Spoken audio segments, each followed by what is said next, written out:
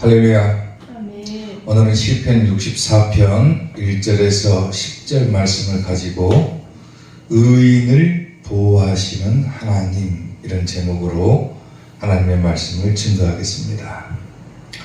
시편 64편은 악인들의 음모를 고발하고 또 그들이 심판을 받을 것을 확신하는 내용으로 이루어져 있는 시입니다.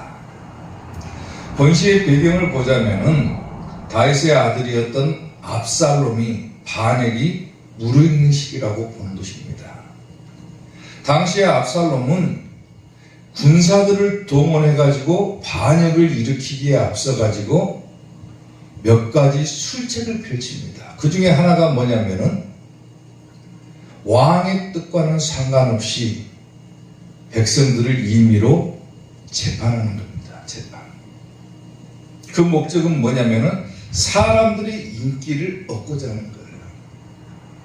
그리고 또 하나의 술책이 있다면 왕의 주변에, 즉 다윗 왕의 주변에 첩자를 심어가지고 왕이 어떻게 행동하는지 일거수일투족을 다 감시하게 하는 겁니다. 나중에 반역을 일으키기 위한 술책이죠. 근데 다윗이 이 모든 사실을 다 알고 있었다라는 거예요. 재판을 마음대로 하고 자기 주변에 첩자를 심어가지고 자기의 동정을 살피려고 하는 이러한 사실을 알고 있었다라고 하는 겁니다. 만약에 우리 주변에 누군가가 나를 해하기 위해서 나의 동정을 살피는 첩자를 심어두고 또 누군가가 나를 해하려고 한다는 사실을 내가 깨닫는다라면 오늘 우리도 다윗처럼 두렵고 떨릴 수밖에 없겠죠. 근데 다윗은 끝까지 하나님을 의지합니다. 하나님께서는 의인을 반드시 보호해 주신다. 이 언약을 확신하기 때문에 다윗은 하나님을 의지할 수밖에 없는 거예요. 이 모든 배경들을 우리가 살펴보고 또 생각하면서 과연 하나님께서는 어떻게 의인들을 보호해 주시는가, 이런 부분들을 살펴보고자 하는 겁니다. 자, 의인을 보호하시는 하나님, 첫 번째, 근심하는 소리를 들으신다 그랬어요. 오늘 보면 1절 말씀을 보게 되면 하나님이여 내가 근심하는 소리를 들으시고 원수의 두려움에서 나의 생명을 보존하소서. 그래요. 하나님께서 의인을 보호해 주시는데 하나님은 어떤 하나님이시냐면 우리가 근심하는 소리를 들어주시는 분이다 그랬어요. 다시 말하면 의인이 근심하는 소리를 들어주신다. 여기서 근심하다라고 하는 단어는 뭐냐면 슬퍼하다 혹은 묵상하다, 이런 뜻을 가지고 있는데 더 깊게 이 단어를 들여다보자면은 억울한 일을 당해가지고 슬퍼하는 상태, 또한 그것을 불평으로 표출하는 상태를 근심하다라고 표현하는 거예요. 아멘. 내가 억울한 일을 당해가지고 너무 괴롭고 슬픈 거예요. 그게 근심하는 거예요. 다윗도 마찬가지죠. 오늘 본문에 자기 아들이 반역을 일으킬 것을 알고 근심하는 거죠. 근심하는 거예요. 그리고 도움을 청할 수 있는 대상은 누구밖에 없습니까? 하나님밖에 없죠. 하나님이여 내가 근심하는 소리를 들어주십시오. 내가 억울한 일을 당해가지고 슬퍼하고 있는 그 상황을 좀 알아주십시오. 그리고 원수의 두려움에서 나의 생명을 보존해 주십시오. 여기서 보존하다라고 하는 단어는 지키다, 방어하다, 이런 뜻을 가지고 있어요. 하나님, 나를 좀 지켜주십시오. 나를 좀 보호해 주십시오. 그러니까 근심하는 소리를 들어주신다, 이 말은 뭐냐면 하나님께서는 내 모든 형편을 다 보고 계시는 분이시기 때문에 하나님, 내가 지금 어떤 일을 당했는지 무슨 상황에 처해 있는지를 좀 알아주시고 나를 좀 지켜주십시오라고 하는 거예요. 역으로 생각하면 하나님은 의인을 어떻게 보호해 주시는가? 우리의 모든 형편을 알아주시고 지키시는 분이 하나님이시라는 거예요.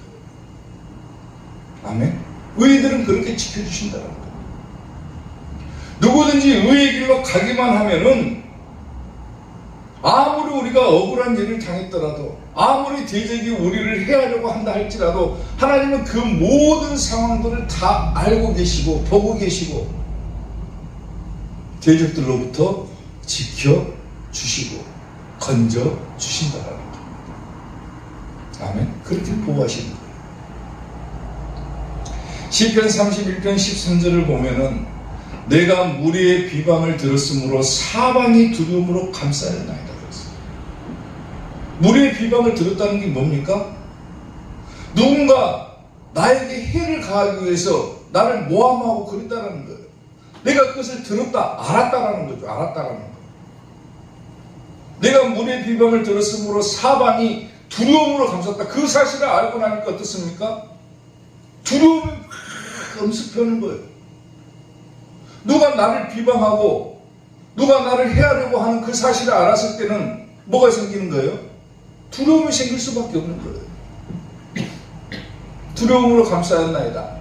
그들이 나를 치려고 함께 의논할 때에 내 생명을 빼앗기로 꾀하였나이다.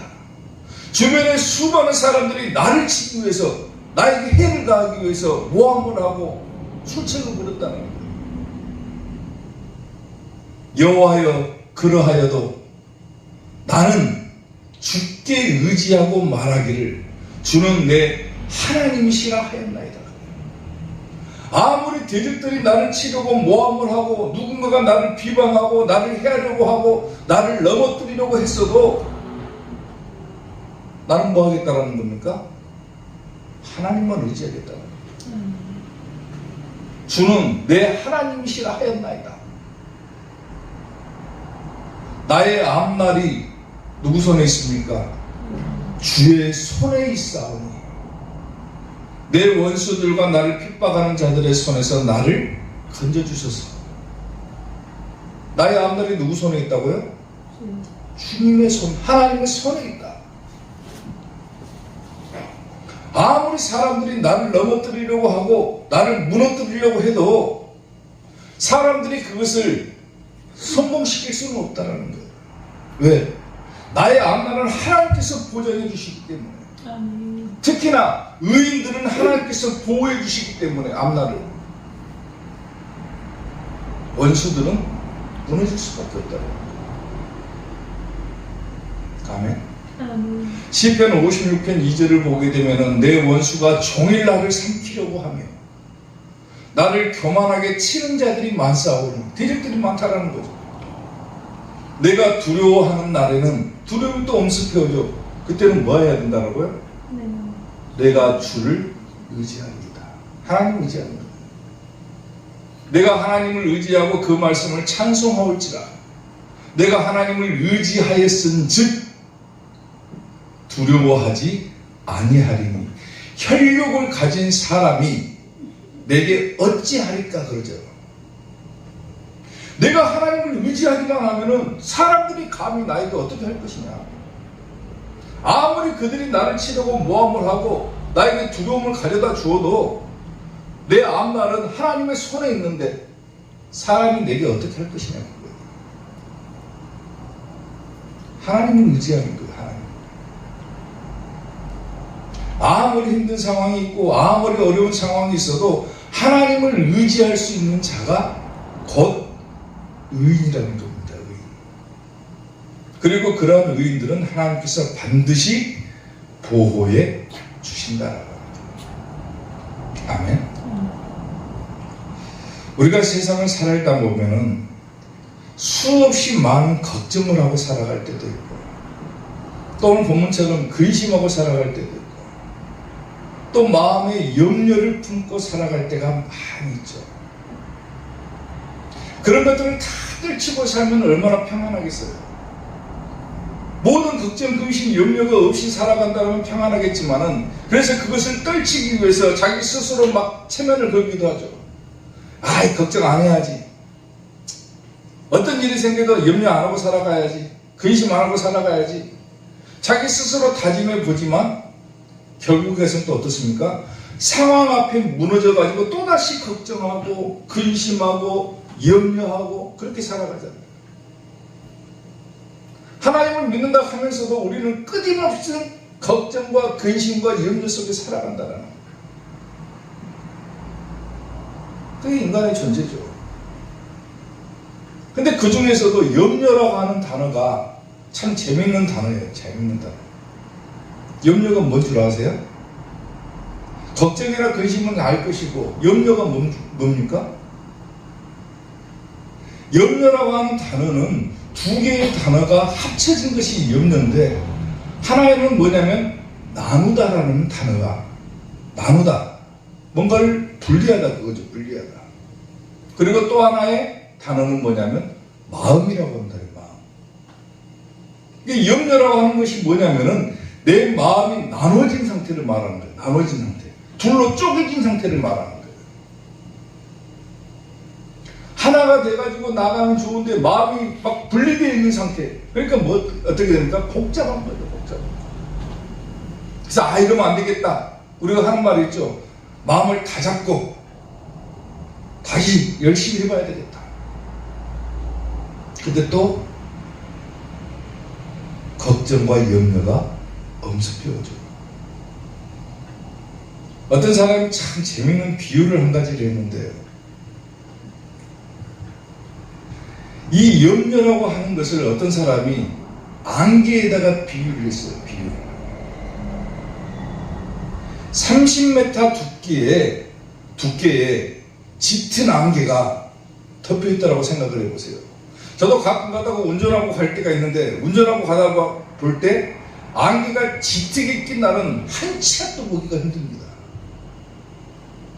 막 안개가 엄청나게 막 두껍게 막 그렇게 끼어있는 날들이 있잖아요. 30m의 두께로 주변을 온통 덮을 수 있는 안개를 갖다가요 하나로 딱 모으잖아요. 그럼 기껏해야 물 한 잔밖에 안 된다는 거예요. 이 물 한 잔이 600억 개의 물방울로 바뀌어버린 것이 바로 안개다 그거예요. 안개다. 아무리 짙게 낀 안개도 다 모아놓고 보면 물 한 잔밖에 안 된다는 거예요. 물 한 잔밖에.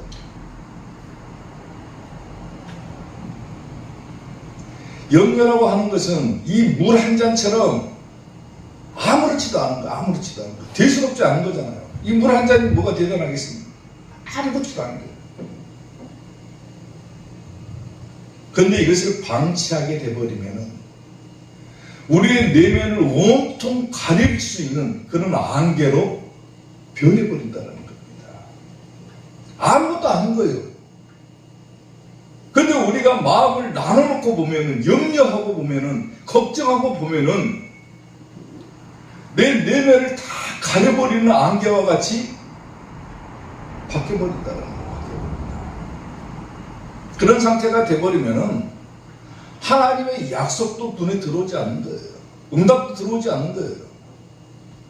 결국 우리의 인생이 어떤 인생이 됩니까? 캄캄한 인생이 돼버리는 거예요.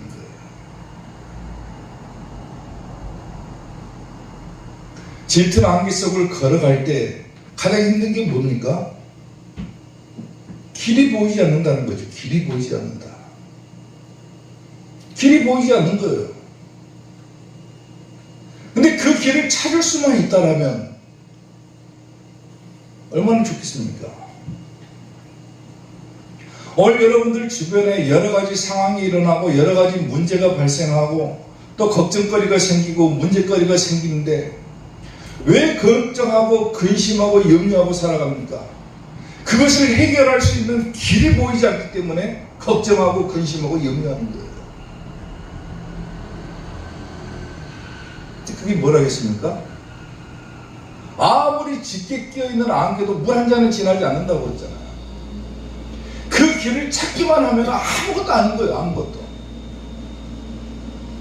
오늘 다윗이 이 시편 64편을 통해서 그 길을 제시하는 것과 같은 거예요. 하나님이여 내가 근심하는 소리를 들으시고 나를 지켜주십시오.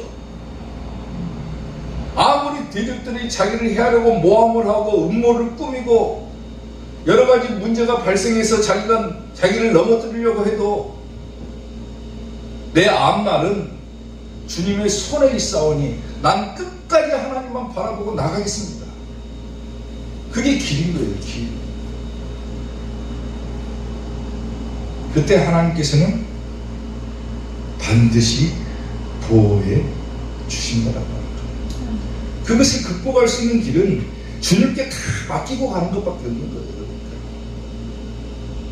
어떤 문제가 발생해도 하나님, 내가 이 문제를 하나님께 내놓고 맡기겠습니다. 아무리 누군가가 나를 해하려고 하고 여러 가지 걱정거리가 생기고 문제가 생겨도 내 마음을 그냥 둘로 탁 쪼개놓고 생각하는 것이 아니라 내 마음은 그냥 하나로 하나님께 그냥 나가겠습니다. 그러면 하나님께서 내가 근심하는 소리를 들으시고 내 모든 형편을 하시고 나를 지켜주신다라고 하는 거예요. 아멘. 반드시 의인의 길로 나아가서 하나님의 보호를 받는 우리 이삭교회 성도님들이 되시기를 주님의 이름으로 축원합니다. 의인을 보호하시는 하나님, 두 번째, 악인에게 화살을 쏘신다 그랬어요. 오늘 보면 7절 말씀을 보면은 그러나 하나님이 그들을 쏘시리니 그들이 갑자기 화살에 상하리로다. 우리가 아까 시편 64편 성경 본문을 쭉 읽었잖아요.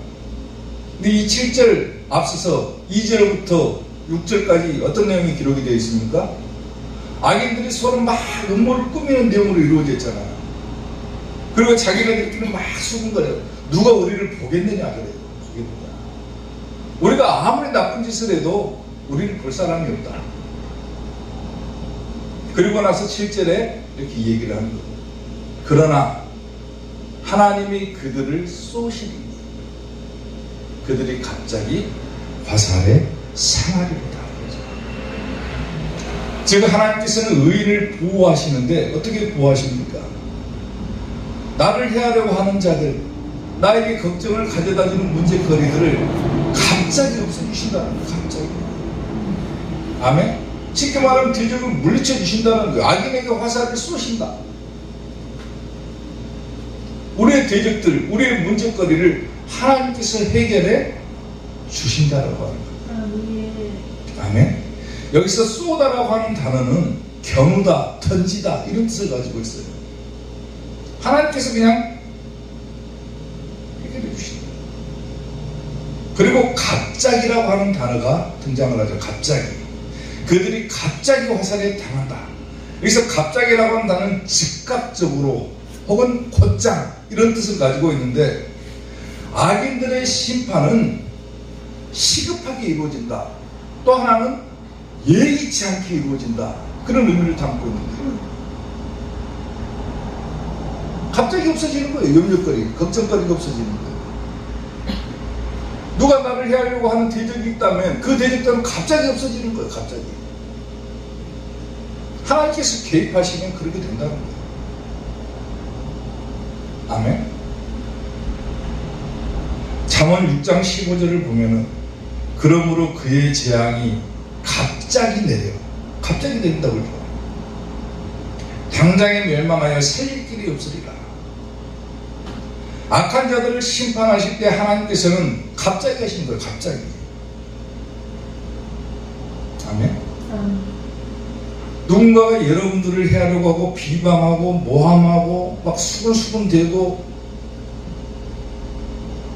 또 어떤 사람은 여러분들에게 문제거리를 가져다주고 걱정거리를 가져다 줄 수도 있어요.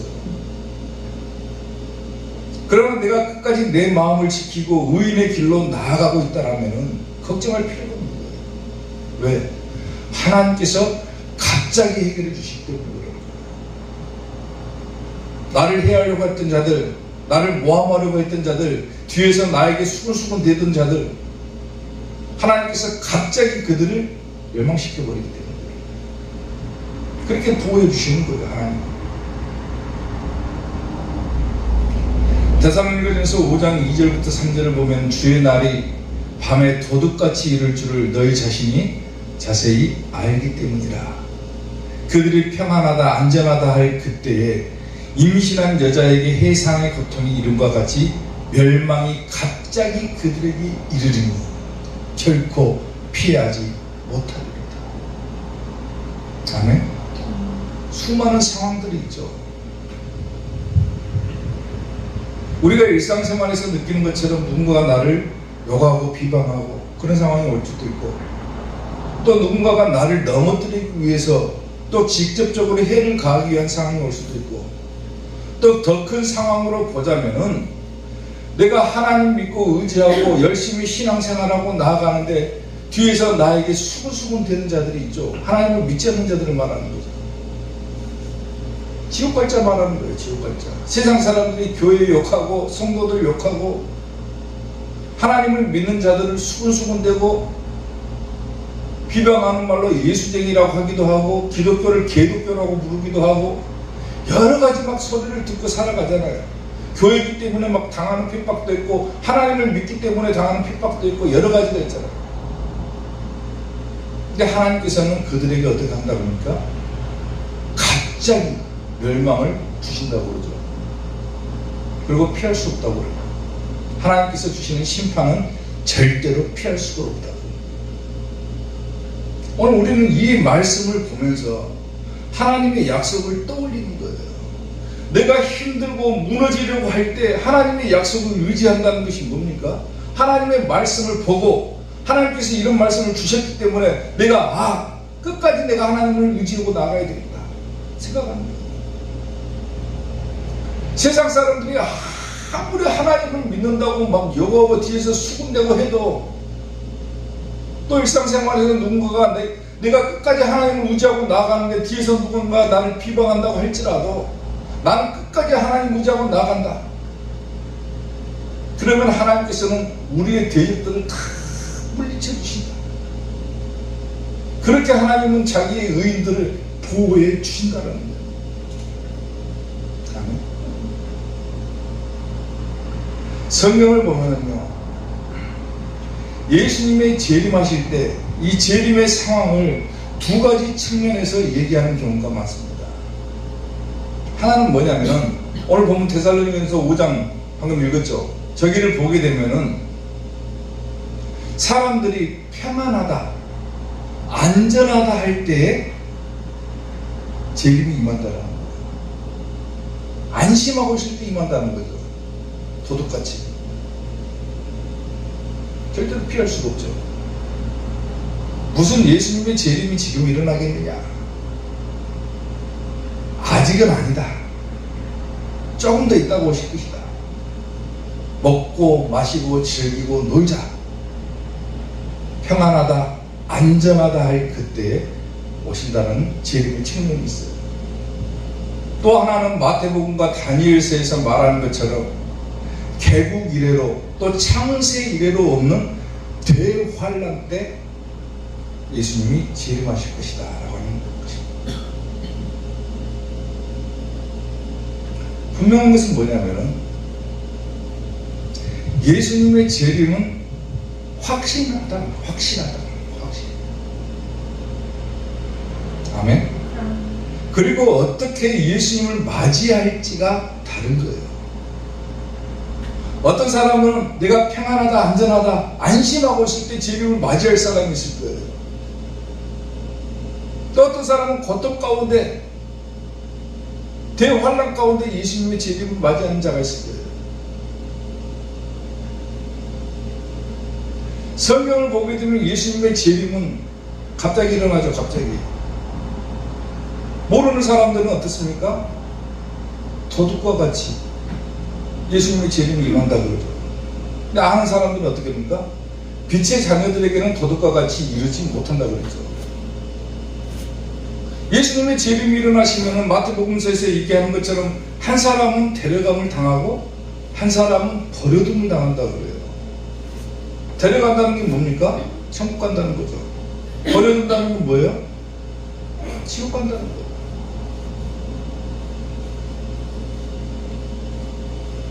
마태복음에서 비교하는 것처럼 열처녀 비유를 한번 생각해 보세요. 열처녀 비유.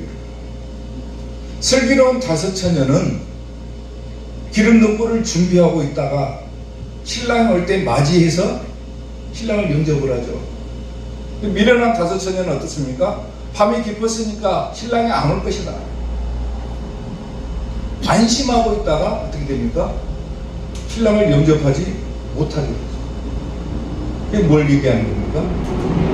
영접한 자들은, 예수님을 오실 때 영접한 자들은 천국 가는 것이고, 그렇지 못한 자들은 지옥에 갈 것이다 라는 것을 말씀합니다. 아멘. 세상에서 우리가 아무리 힘들게 살아도, 아무리 힘들게 살아도 예수님이 재림하시게 되면은 그 순간에 악인들은 갑자기 멸망을 당하게 될 것이지만은 의인들은 주를 영접하게 될 것입니다. 사랑하는 성도 여러분, 세상에서 아무리 힘든 일이 많고 걱정거리가 많고 문제거리가 많이 발생해도 그것을 피할 수 있는 유일한 길은 하나님을 의지하는 것밖에 없는 줄로 믿습니다. 그것밖에 없어요. 아무리 자기가 염려하고 걱정하고 살아간다고 해도 하나님께로 향하는 그 길을 찾지 못한다면 또 자기가 마음을 아무리 다잡는다 할지라도 또 걱정하고 근심할 수밖에 없는 거예요. 근데 오늘 본문의 다윗처럼 누군가가 자기에게 음모를 꾀하고 해를 가하려고 하는 사실을 알아고 두렵고 떨리는 상황을 맞이한다 할지라도 해결책은 하나님밖에 없다. 하나님을 끝까지 의지하기 때문에 다윗이 의인이라는 칭호를 받는 거예요. 그렇게 하나님은 의인들을 보호해 주신다. 아멘. 하나님은 반드시 근심하는 소리를 들어주시고 또 누군가 나에게 해를 가하려고 하는 악인들을 반드시 물리쳐 주신다는 사실을 깨달으시고 끝까지 의인의 길로 나아가는 성도님들이 되시기를 주님의 이름으로 축원합니다. 아멘. 의인을 보호하시는 하나님, 마지막 세 번째, 의인은 즐거워하게 된다 그랬어요. 오늘 보면 10절 말씀을 보면은 의인은 여호와로 말미암아 즐거워하며 그에게 피하리니 마음이 정직한 자는 다 자랑하리로다. 그러죠. 의인을 보호하시는 하나님, 모든 근심하는 소리를 들어주신다. 그리고 내 대적을 물리쳐 주신다. 그로 인해서 우리는 어떻게 되는 거예요? 즐거워하게 된다. 즐거워하게 된다. 다윗이 지금 의인 여호와로 말미암아 즐거워한다 그랬죠. 근데 굳이 하나님이라고 하는 표현을 쓰지 않고 여호와라고 하는 표현을 쓰는 이유는 뭐냐면 이 여호와라고 하는 단어는 언약의 신실성을 강조하는 단어이기 때문에 그런 거예요. 다시 말하면은 다윗은 끝까지 하나님을 의지하기만 한다라면은 하나님께서 반드시 약속하신 대로 말씀하신 대로 나를 보호해 주실 것이다. 그리고 실제로 그렇게 되었다. 그로 인해서 나는 즐거워한다. 그거지, 즐거워한다. 곧 그 말은 뭡니까? 하나님께서 의인에게 뭘 주신다는 거예요? 즐거움을 주신다. 아멘. 기쁨을 주신다는 거예요. 기쁨을. 아멘.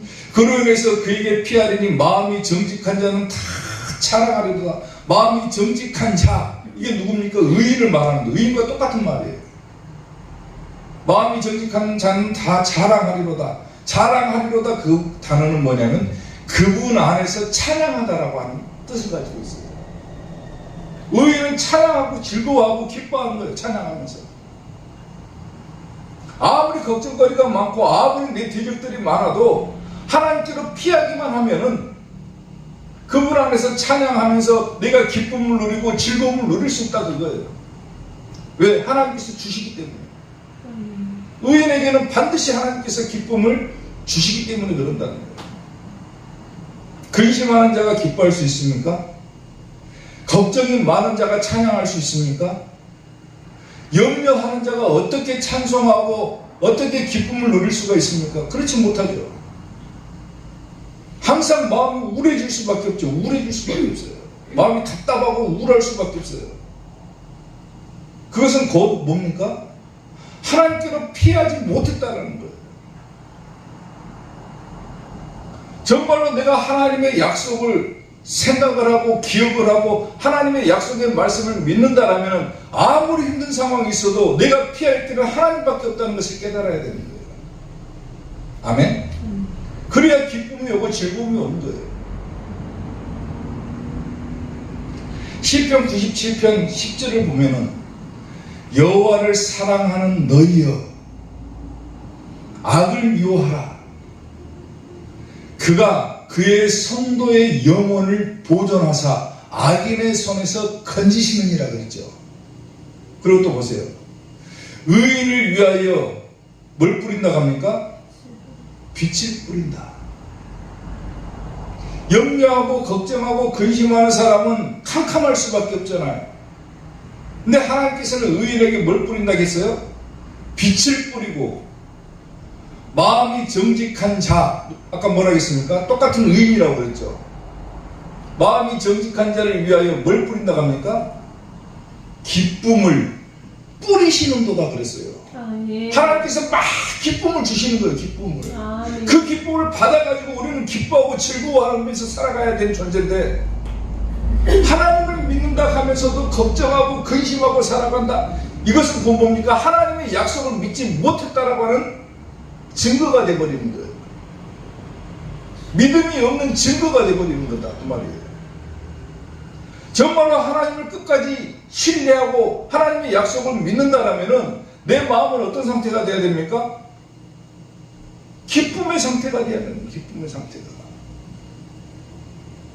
얼굴이 죽상이 되는 것이 아니라 하나님을 믿는 사람들은 막 빛이 있기 때문에 얼굴이 막 빛이 나야 되고 기쁨이 막 넘쳐야 그게 하나님의 사람인 것이지, 얼굴이 우울하고 항상 어두운 것을 하고 그러면 그게 하나님의 사람입니까? 아닌 거예요.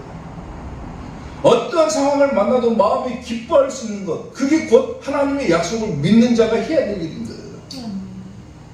아멘? 하나님께서 기쁨을 뿌린다고 했어요. 뿌린다고. 누구에게 뿌린다고 합니까? 의인에게 뿌린다고 했어요. 의인에게. 마음이 정직한 자, 의인에게 하나님은 기쁨을 뿌리고 빛을 뿌린다고 했어요. 하나님께서 뿌리시는 것을 받지 못했다. 그러면 나는 의인이 아닌 거예요, 지금. 아멘? 빌립보서 4장 4절 보세요. 주 안에서 항상 기뻐하라. 내가 다시 말하노니 기뻐하라. 사도 바울이 뭐라고 합니까? 기뻐하라. 너희는 하나님의 사람이 아니냐? 그러면 기뻐해라. 얼마나 기쁜 존재들입니까? 그 기쁨을 누리지 못하고 살아간다? 하나님의 약속을 신뢰하지 못하는 거예요. 아멘? 다시 보세요. 의인은 여호와로 말미암아 즐거워하며 그에게 피하리니 마음이 정직한 자는 다 자랑하리로다. 하나님께서 보호해 주시기 때문에 결국 나는 그 약속을 믿고 아무리 대적들이 나를 해하려고 하고 압살롬이 반역을 일으키려고 하고 자기 주변의 세력들이 반역을 일으키려고 해도 나는 하나님께로 피할 것이다. 약속을 믿기 때문에. 그러면 결국 나는 그 기쁨을 누리게 될 것이다. 아멘. 사랑하는 성도 여러분, 우리가 하나님을 믿는 목적은 한 가지입니다. 한 가지. 뭐예요? 천국 가기 위한 거죠. 그 천국에 가고자 하는 목적이 뭡니까? 천국이 과연 어떤 곳이길래 우리가 그토록 천국을 향해서 나아가고자 합니까? 천국은 우리가 반드시 가야 될 장소죠. 그리고 우리가 천국에 가서도 항상 해야 될 것이 뭔 줄 아세요? 할 일이 있어요, 성도들은. 천국 가서도 해야 될 일이 뭐냐면은 천국에서도 예배드린다는 겁니다. 예배드린다. 단지 우리가 이 땅에서 드리는 예배와 다른 점이 있다라면은 천국의 예배는 어떤 예배냐면 모든 걱정과 근심과 슬픔과 아픔이 없는 예배라는 거예요. 오늘 여러분들이 주일날 교회 나오면서 누구나가 다 걱정 없이 살아가는 사람이 어디가 있겠어요? 다 걱정거리 한 가지씩을 가지고 왔을 거예요. 문제거리가 있을 거예요. 여러분들은 염려하고 살아가는 부분들이 있을 거예요. 근데 천국에서의 예배는 그런 것이 다 없다라는 거예요. 뭐만 있습니까? 기쁨과 즐거움밖에 없다라는 거예요. 그게 다르다는 거예요. 하나님께서 그것을 주신다. 우리가 이 땅에서도 천국의 기분을 느끼려면 어떻게 해야 되는 거예요? 내 마음이 기쁨으로 가득 차 있으면 그것이 바로 천국인 거예요. 이 땅에서의 천국인 거예요. 여러분의 마음의 천국을 이룰 수 있는 방법은 내 마음에 기쁨이 가득 차게 되면 그게 마음의 천국이 되어버리는 거예요. 아무리 걱정이 많아도 근심이 많아도 그것을 피할 수 있는 길은 뭐밖에 없다 했습니까? 하나님께로 피하면 된다. 하나님께 맡기면 된다. 그러면 하나님께서 뭘 주신다 하겠습니까? 기쁨을 주신다. 그런 기쁨을 가지고 살아가야 돼요. 천국과도 같은 그 마음의 상태를 가지고 살아가야 정말로 행복한 성도고 정말로 하나님을 믿는 성도라고 할 수가 있는 거죠. 사랑하는 성도 여러분, 오늘 이 시간 이후부터라도 모든 걱정과 근심을 다 떨쳐버리고 여러분들이 가지고 있는 모든 문제거리를 하나님께 맡길 수 있는 성도들이 될 수 있기를 주님의 이름으로 축원합니다.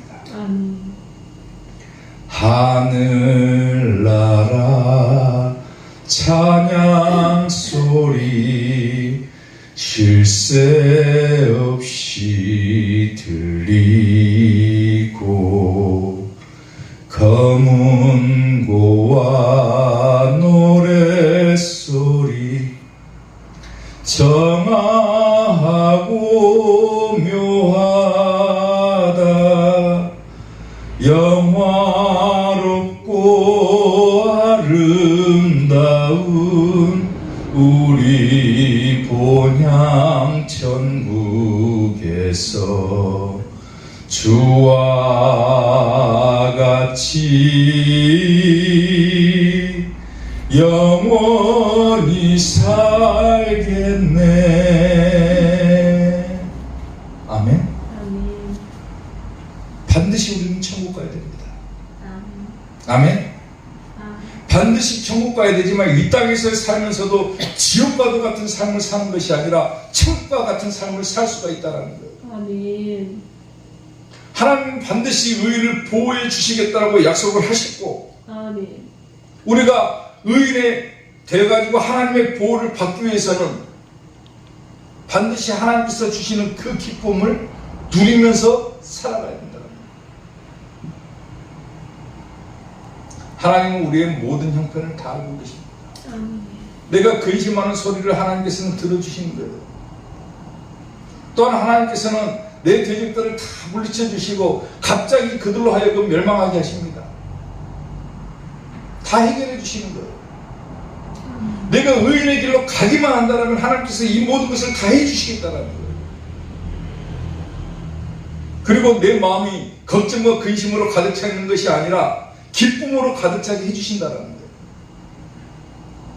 그렇게 하나님은 의인을 보호해 주신다. 오늘 여러분들이 반드시 의인의 길로 나아가서 이러한 하나님의 보호를 받고 이 땅에서의 천국의 삶도 누리는과 동시에 반드시 우리가 가야 될 영원한 천국에 입성하는 우리 이사교의 성도들이 될 수 있기를 주님의 이름으로 축원합니다. 기도하겠습니다.